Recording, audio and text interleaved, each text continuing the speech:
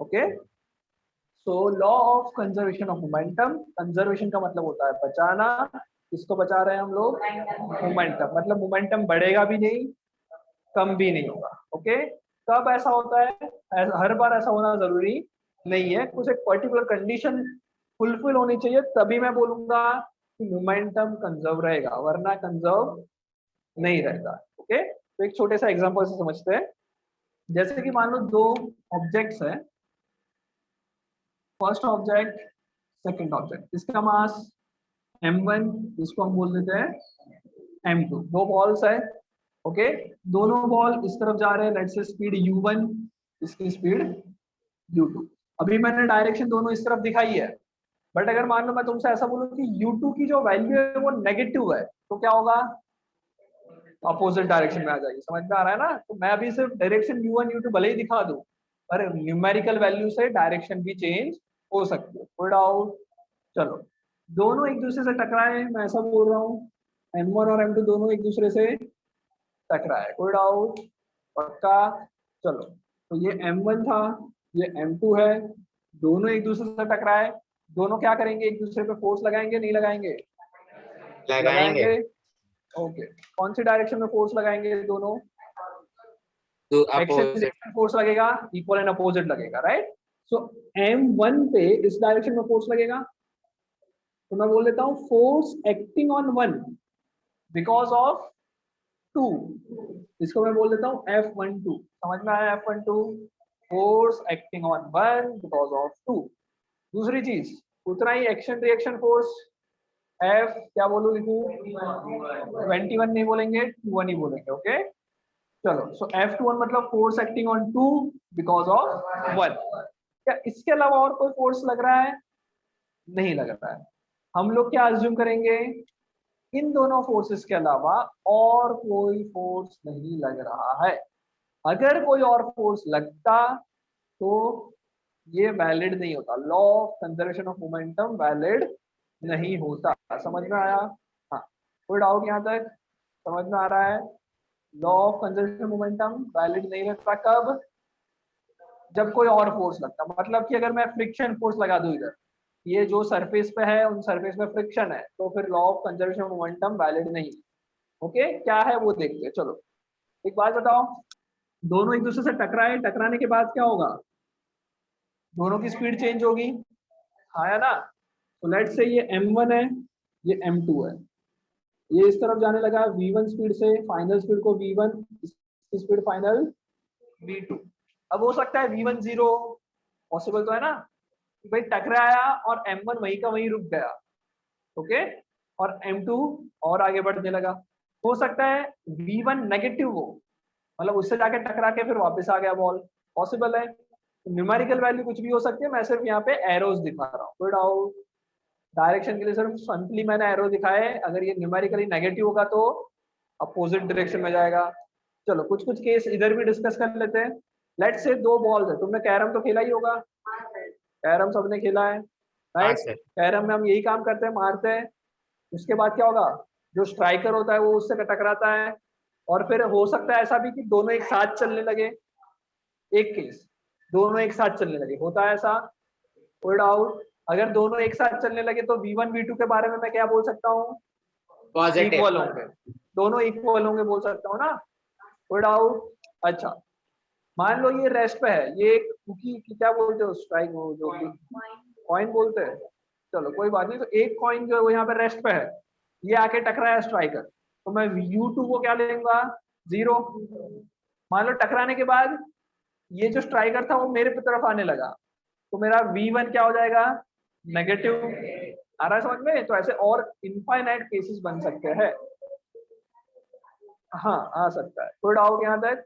चलो, अब ये लॉ ऑफ सर कंजर्वेशन एक मोमेंटम डाउट है। क्या कहता है, यस बोलो बेटा। सर जैसे m1 अगर फोर्स लगाएगा m2 पर, तो उस फोर्स का हाँ, रिएक्शन फोर्स पे तो आएगा m1 तो पर। लगा ना, m2 पर m1 ने m2 पे फोर्स लगाया F21, उसकी वजह से रिएक्शन फोर्स m1 पे लगा F12। Okay, yes okay sir.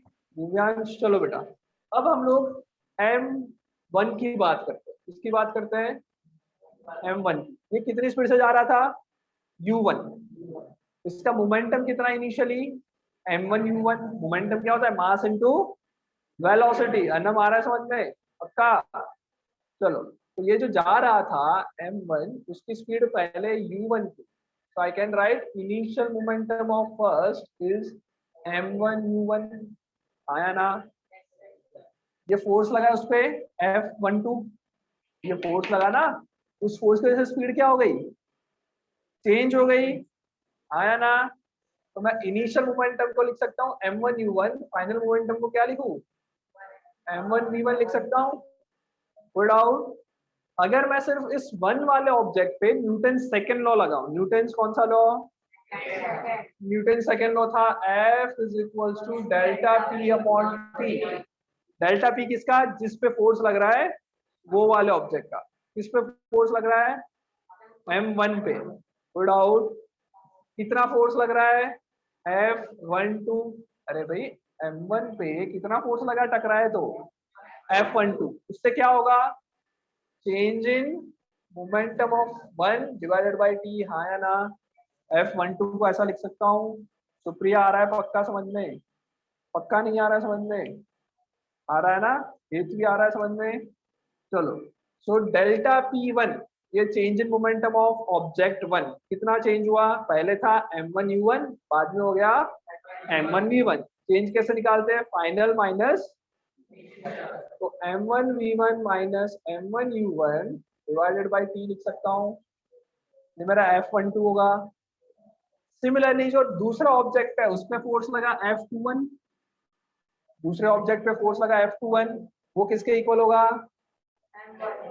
किसके इक्वल होगा change in momentum of 2 upon t, because ये फोर्स टू ऑब्जेक्ट पे सेकंड ऑब्जेक्ट पे लग रहा है तो उसका मोमेंटम चेंज करेगा, हाँ ना।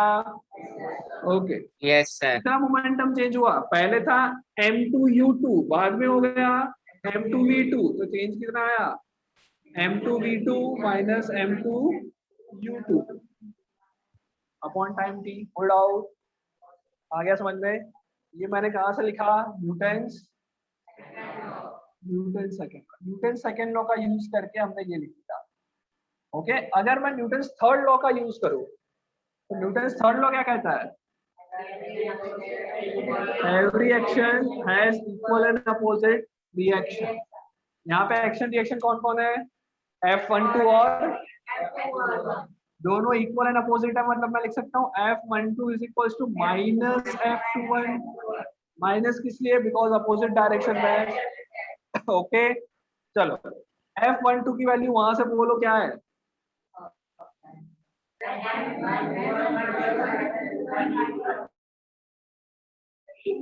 m1 v1 minus m1 u1 upon t, ये F12 की वैल्यू वहां लिखी हुई है हमने।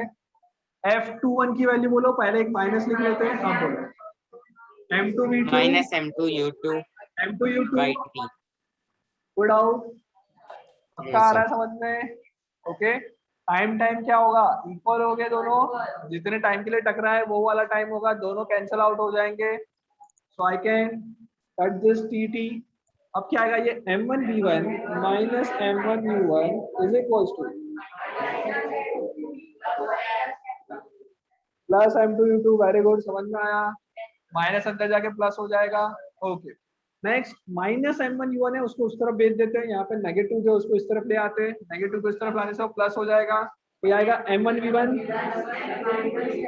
प्लस m2 v2, माइनस वाले को उस तरफ भेज दो इक्वल टू पे m1 u1 plus m2 u2, समझ में आया। देखो बेटा ये क्या कहना चाहता है, ये जो इक्वेशन तुम ध्यान से देखो m1 v1 plus m2 v2 is equals to m1 u1 plus m2 u2। अब थोड़ा सा देखते हैं m1 u1 plus m2 u2, मैं बोल सकता हूँ कि इधर इन दोनों बॉल का जो मोमेंटम है उसका टोटल, मतलब दोनों बॉल का टोटल मोमेंटम कितना हुआ टकराने से पहले, दोनों बॉल्स का टोटल मोमेंटम एक दूसरे से टकराए उससे पहले कितना हुआ, इसका मोमेंटम m1 u1, इसका मोमेंटम m2 u2, दोनों को ऐड कर लो टोटल मोमेंटम मिला, तो मेरा जो m1 u1 plus m2 u2 वाला टर्म है वो क्या है, it is total momentum. Before बोल कोलिजन। सकते हैं उसको total momentum before collision, total momentum before collision ये है, हाँ या ना? Yes sir. कोई डाउट? टकराने से पहला, ये कोलिजन से पहले का मोमेंटम है, कोलिजन मतलब टकराना। दूसरा ये वाला टर्म क्या दिख रहा है तुमको? Total momentum after collision. टकराने के बाद m1v1 m2v2, total momentum after collision. I can write this total momentum after collision. Pulled out, pulled sir out. Momentum capital P और ये होता है दोनों क्या या है? Small P? स्मॉल पी होता है बेटा। ये दोनों क्या है? इक्वल। मतलब जब भी कोई दो ऑब्जेक्ट एक दूसरे पे फोर्स लगा रहे हैं, एक दूसरे से इंटरेक्ट कर रहे हैं, कोलाइड हो रहे हैं, तो जितना मोमेंटम टकराने से पहले था दोनों का मिला के, उतना ही मोमेंटम टकराने के बाद होगा। उस मोमेंटम में, टोटल मोमेंटम में कोई चेंज नहीं होगा। इंडिविजुअली बॉल का मोमेंटम चेंज हो सकता है। इसका मोमेंटम पहले m1u1 था, बाद में हो गया m1v1। इंडिविजुअली चेंज होगा बट क्या नहीं होगा, टोटल जितना है उतना नहीं होगा। मतलब ये हुआ, ध्यान से सुन लो, दो ऑब्जेक्ट है, ये मान लो इसका मोमेंटम पहले 50 था, इसका मोमेंटम भी 50 था, दोनों का मोमेंटम कितना? दोनों का टोटल मोमेंटम 100, पर इसका भी 50, इसका भी 50। दोनों टकराए, टकराने के बाद मैं ऐसा बोल रहा हूँ इसका मोमेंटम 10 है, तो इसका कितना होगा? 90। समझ में 90। आया? समझ में आया आनंद? ओके, मान लो वापस टकराए, टकराने के बाद इसका मोमेंटम हो गया 30, तो इसका कितना 70। होगा? दोनों टकराए, इसका मोमेंटम 0 हो गया। 100। दोनों टकराए, इसका मोमेंटम -50, 150। 150। इसका -50 मैं बोल रहा हूँ, तो इसका कितना? 150। 150। दोनों टकराए, इसका मोमेंटम हो गया 200। -100। समझ में आया? Good out. सर तो जब दोनों ऑब्जेक्ट टकरा रहे हैं, मोमेंटम क्या रहेगा? कंजर्व। किस कंडीशन में? तो कंडीशन याद रखना, सिर्फ और सिर्फ कौन से फोर्स लगने चाहिए? एक्शन रिएक्शन फोर्स लगने चाहिए, कोई और फोर्स नहीं लगना चाहिए। समझ में आ गया? Good out. सर पक्का? मोमेंटम, एक और चीज, 1 मिनट और सर ले लेता हूँ। हाँ मोमेंटम को बोलो बेटा। नेगेटिव बोल रहे हैं, मतलब मोशन वेलोसिटी नेगेटिव। मोमेंटम, हाँ वेलोसिटी नेगेटिव। जब मैं बोल रहा हूँ कि मोमेंटम मेरा नेगेटिव है, इसका मतलब अपोजिट डायरेक्शन, वेलोसिटी नेगेटिव। आ गया समझ में? चलो एक और चीज, मैं एक गन को फायर कर रहा हूँ, एक राइफल है मान लो, उसको फायर कर रहा हूँ, उसमें कोलिजन हो रहा है क्या कहीं पे? मैं फायर कर रहा हूँ, जस्ट फायर किया, कोलिजन हो रहा है कहीं पे? कहाँ? अंदर देखो, गन के अंदर जो पूरा बैरल था जिसमें से गोली निकलने वाली है, उससे उसके अंदर क्या हो रहा होगा? जो बुलेट थी वो, उस पर बहुत जोर से फोर्स लगने वाला है, उस फोर्स पे से बुलेट बम करके आगे जाएगी। आया ना? तो जब हो कोलिजन हो रहा रहा है है। या नहीं हो रहा है गन के अंदर भी, जैसे ही मैं ट्रिगर दबाऊंगा, जो गन की अंदर की जो बुलेट है उस पर बहुत ज्यादा फोर्स लगेगा, उतना ही रिएक्शन फोर्स किस पे लगेगा? गन पे भी लगेगा। इसलिए जब मैं फायर करता हूँ तो पीछे जाते हैं, इसको रिकॉइल कहते हैं। क्या कहते हैं? रिकॉइल। ध्यान से सुनना। हाँ गेम्स में होता है, गेम ही खेला करो तुम। चलो, तो गन फायर करते पीछे जाते, that is known as recoil. अब एक बात बताओ, गन तुमने देखी होगी, नहीं देखी होगी, ऑब्वियस बात है, रियल में थोड़ी देखी होगी, पबजी खेलते होंगे। देखिए ओके कोई बात नहीं। तो उसके अंदर बेटा गन हमेशा हैवी होती है। अगर मैं एकदम हल्की गन बनाऊंगा ना, तब क्या होगा? पीछे बहुत ज्यादा आएगी, रिकॉइल बहुत ज्यादा होगा। एक बात बताओ, गन एंड बुलेट की टोटल मोमेंटम कितना? 0। कोलिजन से पहले टोटल मोमेंटम 0 होगा ना? गन भी रेस्ट पे है, बुलेट भी रेस्ट पे है। ओके, जैसे मैंने फायर किया, बुलेट जब करके आगे निकलेगी, मान लो उसकी हो गया 100, बुलेट का मोमेंटम कितना आया? तो गन का -100। मोमेंटम, बुलेट का 100, तो गन का कितना? -100 ना, बिकॉज इनिशियली 0 था, बाद में भी 0 ही रहने वाला है। तो अगर बुलेट निकल रही है 100 मोमेंटम से, तो गन का मोमेंटम भी आएगा -100। समझ में आया? अब ध्यान से सुनना, मान लो मेरी गन 10 किलो की है। कितने की है मेरी गन? तो टोटल मोमेंट गन का 100, -100 पीछे की डायरेक्शन में 100, उसमें से गन का मास कितना बोल रहा हूँ मैं? तो उसकी स्पीड कितनी होगी?